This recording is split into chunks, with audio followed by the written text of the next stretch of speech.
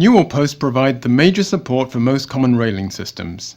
The railing system that Chris is fixing has a guardrail for both the stairs and the balcony.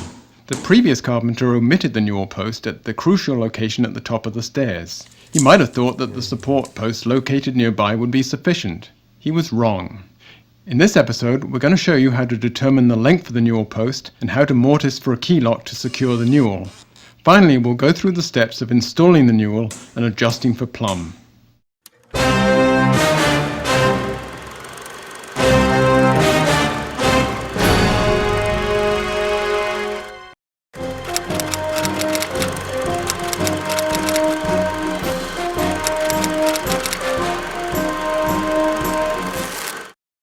Normally I would center the Newel-Post on the width of the wall cap here, but because we have these support posts, I want the railing system to be centered on them, and they're not quite centered on this wall cap, so I'll use these to center the Newel-Post. And we'll make real light marks so we can erase them. Now I'm going to locate this, the key lock for attaching the Newel-Post to the wall cap. What you do is you mortise this in, and it's got a sloped bottom side to it. Lag bolts in the bottom of the Newel-Post. As you drive it in, it pulls the Newel-Post down.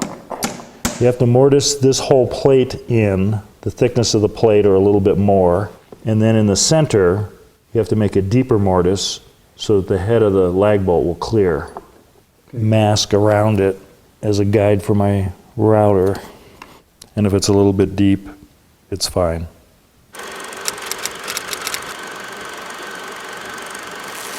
Adjust the depth of the cut by just placing the plate there and making sure that the bit is just slightly higher than the bottom of the plate. Chris is using a router with a 1/2-inch bit to carefully freehand this hidden mortise. Under the keylock plate, an additional mortise allows room for the lag screw head. I'll just plunge this cut through until we cut through the oak. So the next thing to do is to bore the 4 holes for the 4-inch screws to secure the plate.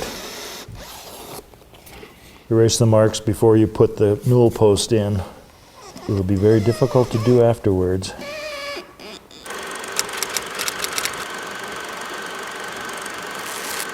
The Newel-Post height is going to be the height of the handrail plus approximately 2 inches. So our handrail will be around 37 inches. The Newel-Post will then be between 39 and 40. It appears we're about a 1/2 inch out of plumb with the post, so in order to make it plumb, I'll temporarily shim it. We'll check it for plumb to make sure I have the right angle, and then we'll cut it to the correct length at that angle. The next step is to bore the hole in the bottom of the Newel-Post and insert the lag bolt. So we'll want to create a point in the center by striking a line from corner to corner, both directions, and that gives us the center point of the post. 5/16 inch bit for a 3/8 inch lag. If everything is adjusted properly, the newel will snug tightly to the wall cap as you pound it in place. No additional glue or screws are needed to hold it fast. Perfect. And nice and rigid.